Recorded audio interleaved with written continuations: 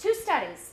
Lowe performed a study to look at this. Now, my dissertation, I kind of took a track off. Highly qualified teacher status, right? We all have to be highly qualified teachers now, right, to teach. No child left behind. For my teaching, I thought, oh, this is interesting. Let me look. This was another study that was done. But he found a similar thing that I found, and I wasn't even looking for this. I thought, okay, look, here.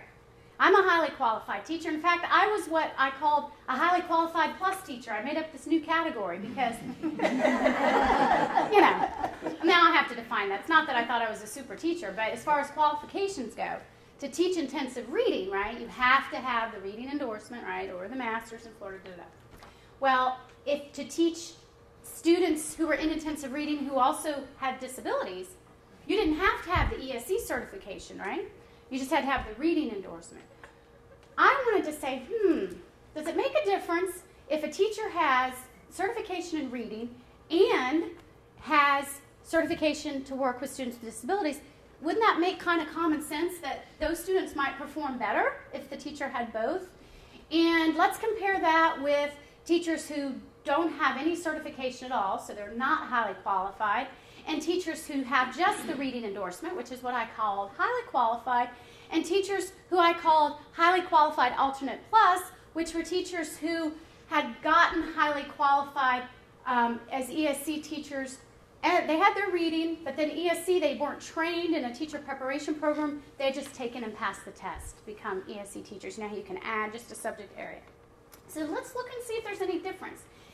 If teacher qualifications are so important, then there should be a difference in the performance of the students based on the teachers that are teaching them. Now, I know what everybody's thinking. Wait a minute. You can't compare that. What about all the student variables that are different? What about the socioeconomic status of the kids? What if they're ESOL? What if they have a disability? What about their previous year's FCAT scores? Because we know that affects it. Well, I looked at that, and I controlled all of those variables. Granted, a limitation of my study was that my just highly qualified teachers had the smallest pool of students, so to talk about statistical significance in that aspect, it was hard. But overall, guess what? There wasn't any difference in those four types of teachers in the performance of their students, which really puzzled me. And I thought, this makes no sense. Because I know from teaching that my fellow teachers who have the reading endorsement, their students do much better than the teachers who don't have the reading endorsement at all. And those of us who have reading endorsement ESE, our kids do well too. Now, did our kids do any better than just the kids that did? So what's going on here? So guess what I did? After reviewing the research, looking what Lowe found, Lowe said, I want to see this too with fifth grade students. Are their kids going to perform? Fifth grade students of qualified teachers versus highly qualified? And guess what Lowe found? Lowe found that minority and economically disadvantaged student achievement decreased with the increased percentage of minority economically disadvantaged enrollment regardless of teacher quality. How does that connect with what we just talked about with self-efficacy? And the ability grouping, and if they felt that they were lower tracked. So what is this telling us? The higher numbers of those kids, teacher quality didn't matter. So that's what I found. That was not the intent of my research, but after reviewing the research, I did a post hoc test and found the same exact thing. Controlling for their FCAT scores and all of the student variables, as the number of students with disabilities per teacher increased, student reading achievement decreased.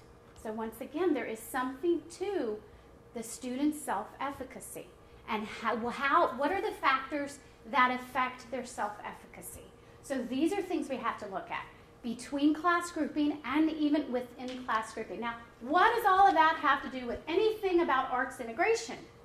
Well, that leads us to differentiated instruction. How can we teach all these students together and teach them effectively? Some of you I know have already taken courses and workshops in differentiated instruction. So some of you are familiar with the benefits of differentiated instruction. Some of the research that's found, 5 years of elementary teachers, after they had been differentiated instruction for 5 years, their end of the year test increased from 79% to 94.8%.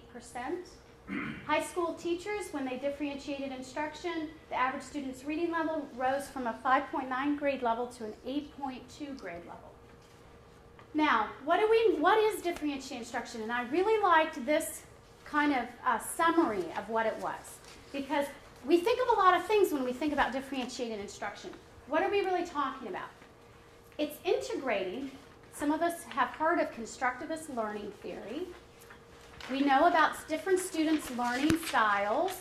Some of us are familiar, and we talked about multiple Gardner's intelligence styles, and there's other forms of learning styles.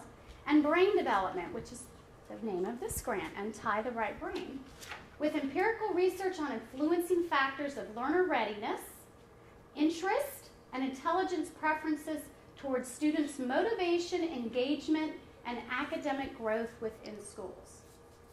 And how do we differentiate? Now, how does all this tie in? So we know, okay, great. We have to have high expectations of our students. We know in order to do that, our students have to have high self-efficacy. How can we keep our students' self-efficacy high? We know our teachers' self-efficacy has to be high. What are other ways that we can keep our students' self-efficacy high? We need to look at how we group our students. When we differentiate instruction, we're automatically having mixed ability groups and flexible grouping within our classrooms, because we change our grouping based on what we're doing, right? Based on student interest and student choice. Now, how does arts integration connect with differentiation instruction? We talked about this a little bit, so I'm going to let some of you guys see what you remember on what we talked about. How is arts integration differentiating instruction?